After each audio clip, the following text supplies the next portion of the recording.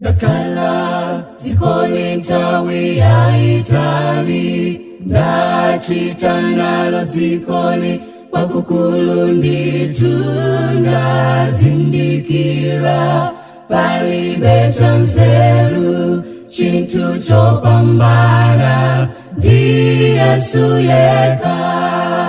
Dakala dzikoli nthawi yaitali, ndachita nalo dzikoli kwakukulu ndithu, ndazindikira palibe chanzeru chinthu chopambana ndi Yesu yekha.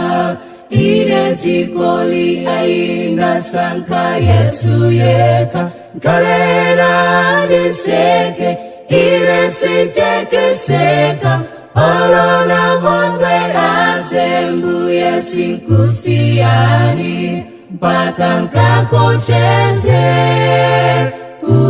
kudokona dzavala klona kwa moyo. Mbale wanga dziwa kuti nthawi yatha, ino si nthawi yochita zachibwana, zizindikiro zonetsa alinkudza, fumu ya mafumu kalonga wamtendere.